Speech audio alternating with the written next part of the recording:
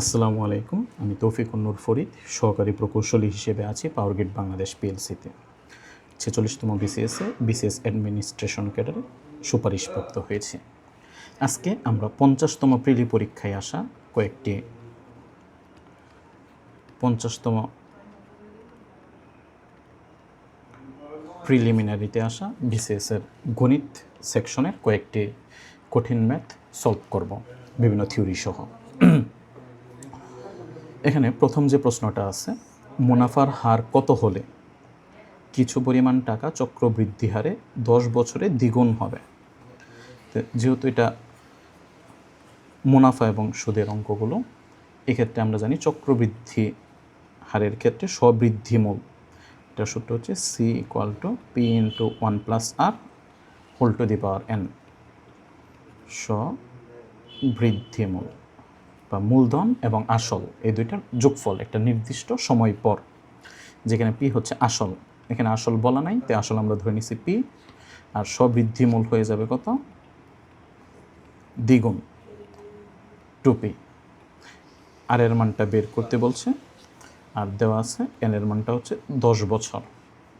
তো এখানে আমরা যদি মান বসাই, 2p স্ববৃদ্ধিমূল হবে 1+r whole to the power n, pp cancel,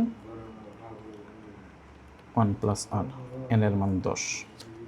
তো উভয় পক্ষে যদি আমরা টু দি পাওয়ার 1/10 করে দেই, তাহলে মান পাবো 1+r 2 to the power 1/10। That means r এর মান হচ্ছে 2 টু দি পাওয়ার 1/10 -1। এখন এটার মানটা কত হবে, 5.17, 6.17 নাকি এইটা, কোনটা হবে এটা বোঝাটা একটু ডিফিকাল্ট। ক্যালকুলেটর ছাড়া এটা আসলে অনেকের পক্ষে, অনেক বলতে 99% মানুষের পক্ষেই ওই মুহূর্তে করা সম্ভব না। তো ক্যালকুলেটর ছাড়া যেহেতু সম্ভব না, এক্ষেত্রে এই ধরনের প্রশ্ন আইদার আনসার মুখস্থ রাখতে হবে অথবা হচ্ছে স্কিপ করতে হবে, এটা হচ্ছে সবচেয়ে ভালো বুদ্ধি। বাট আনসার হবে এটার 7.17। যেহেতু প্রিলিমিনারিতে ক্যালকুলেটর নাই, ক্যালকুলেটর ছাড়া এইগুলোতে সময় নষ্ট না করাই সবচেয়ে বুদ্ধিমানের কাজ হবে। পরবর্তীতে বিন্যাস সমাবেশ থেকে একটা প্রশ্ন আসছে যে অ্যাবসিসা শব্দটির বর্ণগুলোকে কত প্রকারে বিন্যাস করা যাবে, অথবা নতুন কতগুলো শব্দ গঠন করা যেতে পারে। আমরা জানি n সংখ্যক ভিন্ন ভিন্ন জিনিস থাকলে,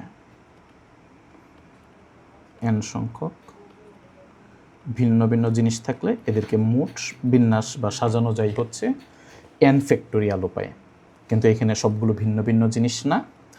এখন আমার কাছে যদি n সংখ্যক জিনিস থাকে যেগুলো ভিন্ন ভিন্ন না, p সংখ্যক এক জাতীয়, q সংখ্যক আরেক জাতীয়,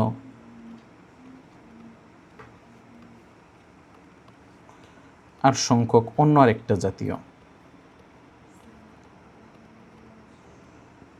তখন এদেরকে মোট বিন্যাস করা যাবে হচ্ছে n factorial by p factorial, q factorial, r factorial উপায়ে।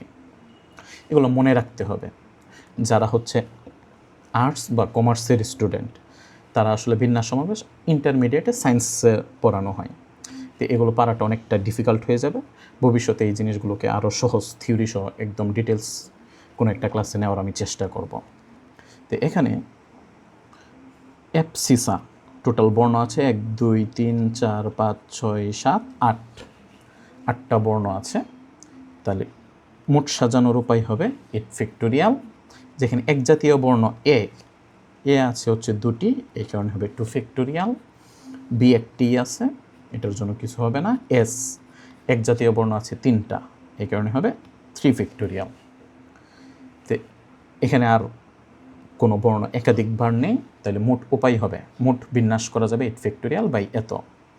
তো এখন আমরা যদি এটার মানটা বের করতে যাই, 8 7, 8 ফ্যাক্টোরিয়াল মানে হচ্ছে 8 থেকে 1 পর্যন্ত গুণফল, 5 4 3 2 1, আর এখানে 2 ফ্যাক্টোরিয়াল মানে 2, আর 3 ফ্যাক্টোরিয়াল মানে 3 দুগুণে 6, তো 3 2 6 কাটা, 2 দিয়ে কাটলে 2।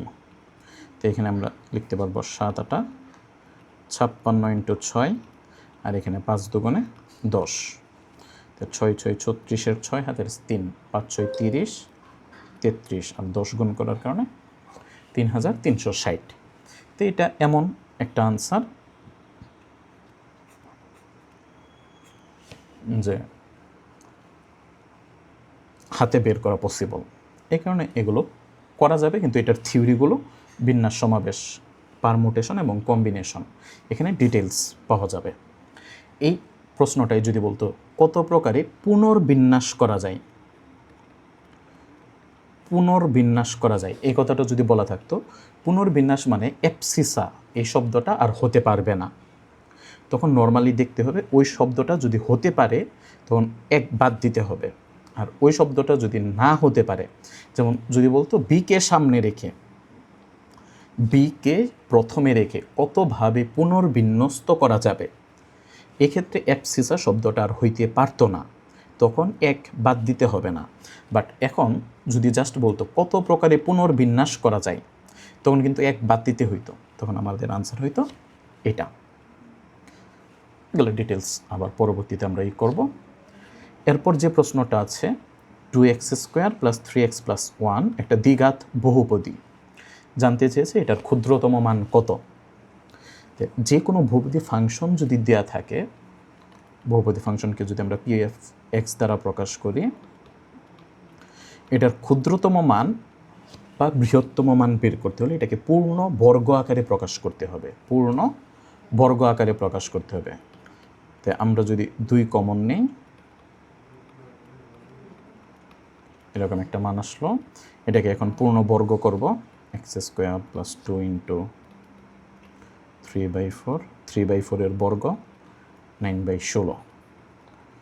তো এখানে আমরা 9 × 18/16 এক্সট্রা লিখেছি, এখানে 18/16 বিয়োগ করে দিয়েছি। এখন দেখা যাচ্ছে হোল স্কোয়ার, আর এখানে 16 - 18, দ্যাট মিনস 2/16, 2 × x + 3/4 - 1/8। এখন বর্গ সংখ্যা সবসময় ধনাত্মক, বর্গ সংখ্যা যেহেতু সবসময় ধনাত্মক, এই বর্গ সংখ্যার সর্বনিম্ন মান হচ্ছে 0, বর্গ সংখ্যার সর্বনিম্ন মান হচ্ছে 0। তাহলে এই রাশিটার মান যদি 0 হয়ে যায়, টোটাল রাশিটার সর্বনিম্ন মান পাওয়া যাবে -1/8। আমি আরও কিছু এক্সাম্পল একটু পরে দিচ্ছি। এই অঙ্কটা আর অনেকভাবে করা যেতে পারে। আরেকটা হচ্ছে ক্ষুদ্রতম বা বৃহত্তম মান, এটা যারা হচ্ছে সায়েন্সের স্টুডেন্ট তারা ডিফারেন্সিয়েশনের মাধ্যমে করতে পারবে। যারা সায়েন্সের স্টুডেন্ট না, তারা হচ্ছে আমরা এভাবে চেষ্টা করব যে পূর্ণ বর্গ আকারে প্রকাশ করে ক্ষুদ্রতম বা বৃহত্তম মান বের করতে হলে বর্গ সংখ্যার সবচেয়ে ছোট মান হচ্ছে 0, তখন এটাকে আমরা 0 বসিয়ে দিয়ে মান বের করে নিয়ে আসব। আর ডিফারেন্সিয়েশন মাধ্যমে যদি করতে চাই, এটা যদি একটা ফাংশন হয়, তাহলে ফাংশনটা সর্বোচ্চ বা সর্বনিম্ন মান যেখানে আছে ওইখানে ঢাল 0, এই কারণে ফার্স্ট ডিফারেন্সিয়েশন 0। তো এটাকে যদি আমরা ফার্স্ট ডিফারেন্সিয়েশন করি,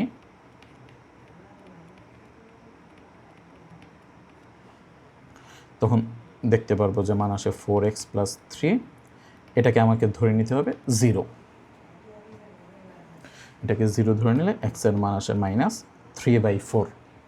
তার মানে এই বিন্দুতে গুরুমান অথবা লঘুমান আছে। তারপর সেকেন্ড ডিফারেন্সিয়েশনে বসাইতে হয়, সেকেন্ড ডিফারেন্সিয়েশনে বসাইলে দেখা যাচ্ছিল ধনাত্মক মান আসবে, তার মানে ওই বিন্দুতে লঘুমান আছে। সুতরাং সর্বনিম্ন মানটা হচ্ছে,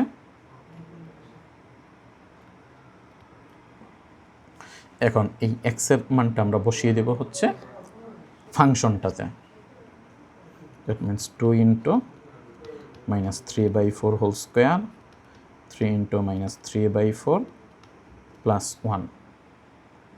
এখন যদি আমরা একটু সলভ করি, 2 × 9/16, এখানে আসবে -9/4 + 1, প্লাস চিহ্নটা বাদ। এখন যদি আমরা লসাগু করি, 16, 9 × 18, 4 × 34 + 16, দ্যাট মিনস এখানে আসতেছে -20, -20, 18 মিলে হবে -2/16, -1/8। আমি আবারও বলছি, যারা সায়েন্সের স্টুডেন্ট না তারা এইভাবে করতে যাব না, কারণ আমরা ডিফারেন্সিয়েশন সম্পর্কে অবগত না। ডিফারেন্সিয়েশন জানা থাকলে সর্বনিম্ন মান বা সর্বোচ্চ মান এগুলো বের করা খুব ইজি হয়ে যাবে। এখন এটা রিলেটেড আরও কিছু থিওরি আমি একটু দেখিয়ে দিই। যে যদি আমাদের একটা বহুপদী ফাংশন দেয় ax square plus bx plus c, এরকম একটা বহুপদী ফাংশন দেয়, এ যদি হয় পজিটিভ, এ পজিটিভ হলে এটার সর্বোচ্চ মান হবে ইনফিনিটি, আর সর্বনিম্ন মান হবে minus infinity, sorry for that, সর্বনিম্ন মান হবে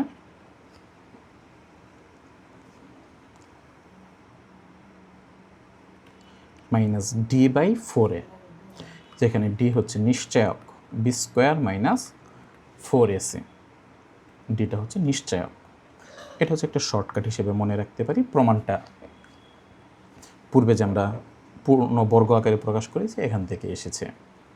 এটা আমরা নিজেরাও বুঝতে পারি, এ পজিটিভ হইলে এক্স স্কোয়ার এই মানটা অনেক বড় হয়ে যাবে, যার কারণে সর্বোচ্চ মান হচ্ছে ইনফিনিটি, আর সর্বনিম্ন মান মাইনাস ডি বাই 4a। আর এখানে এ যদি নেগেটিভ হয়, এ নেগেটিভ হলে সর্বনিম্ন মান হবে মাইনাস ইনফিনিটি, সর্বনিম্ন মানটা হবে মাইনাস ইনফিনিটি, আর সর্বোচ্চ মানটা হবে মাইনাস ডি বাই 4a। তার মানে আমরা শর্টকাট হিসেবে খেয়াল রাখতে পারি, বহুপদী ফাংশন দিয়ে যদি বলে সর্বোচ্চ বা সর্বনিম্ন মান কত, দ্বিঘাত বহুপদী দিয়ে যদি বলে সর্বনিম্ন বা সর্বোচ্চ মান কত, তাহলে সর্বনিম্ন বা সাধারণত এই মানটাই চাই, যে ইনফিনিটি যেগুলো আছে এগুলো চাই না, তখন সর্বনিম্ন বা সর্বোচ্চ মানটা হচ্ছে মাইনাস ডি বাই 4a। যেমন একটু আগে যে অঙ্কটা দিয়েছিল 3x square plus 2x plus 1, যেখানে প্রশ্নটা ছিল 2x square plus 3x plus 1, তো এখানে a এর মান ছিল 2, b এর মান 3, আর c এর মান ছিল 1।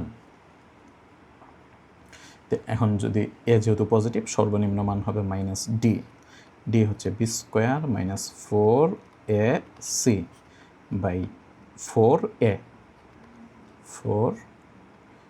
এর মান 2, তো এখানে আসবে 9 মাইনাস 8, দ্যাট মিনস মাইনাস 1/8। তো এটাই হচ্ছে সর্বনিম্ন মান। তো এটার যদি আমরা আরেকটা এক্সাম্পল দেখি, যে আমাকে যদি দিত minus x square plus 4x plus 5,